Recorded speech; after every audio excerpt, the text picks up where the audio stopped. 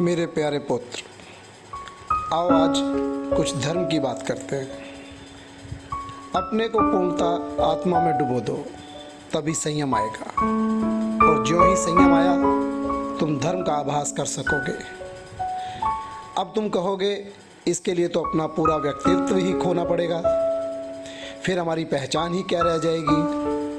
पुत्र, परम तत्व को पाना चाहते हो और अपना व्यक्तित्व भी नहीं खोना चाहते, यानी सागर बनने की इच्छा रखते हो, तो बूंद के बहाव से तो मुक्त होना ही होगा। जीवन एक यात्रा है जो प्रतिदिन आगे बढ़ती है। इसका अंत मृत्यु है, ये सच नहीं है। मृत्यु एक पड़ाव है, मंजिल नहीं। यह एक बूंद का सफर है जो सांसों की तरह निरंतर चलता रहता है। सूर्य के ताप से समुद्र में भाप बनकर ये बूंदें बादल बनकर पहाड़ों से टकराती हुई नदियों के रास्ते फिर समुद्र में मिल जाती हैं। यही बूंद अन्न के रूप में तन में समाते हुए मन के द्वारा बुद्धि तक पहुंचती है और बुद्धि के माध्यम से आत्मा को पोषित करती है। और फिर ये आत्मा परमात्मा का बोध कराती है। परमात्मा जो सबका होता है, भगवान कभी किसी एक का या उसका नहीं हो सकता, वो सभी का होता है।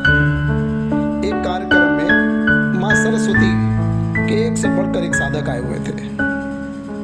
वे अपने ज्ञान के प्रकाश के द्वारा लोगों के दिलो दिमाग को रोशन कर रहे थे, परंतु उस सभा में धन का अभाव साफ दिखाई दे रहा था।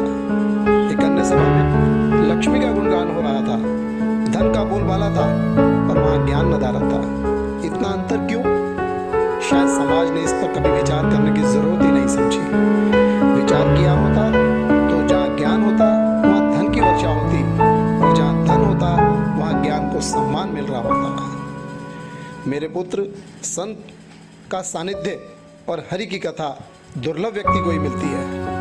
पत्नी, पुत्र और संपत्ति तो पापी के पास भी होते हैं। इस देश को लुटेरों ने हर स्तर पर जीप भर कर लूटा, किंतु फिर भी वे ज्ञान को लूट कर नहीं ले पाए। इस देश के धन को ले जाने वाले क्या इस देश की सभ्यता और संस्कृति को मिटा पाए? नहीं। वे धन रूपी बूंद को ले जाते जाने में कामयाब हुए, परंतु ज्ञान रूपी सागर को नहीं। जीवन कितना भी लंबा हो, उसका कोई महत्व नहीं। जीवन सार्थक कितना है, इसका महत्व है। संसार में कितने जीव हैं जो परमात्मा को जानना चाहते हैं, और कितने जीव हैं जो परमात्मा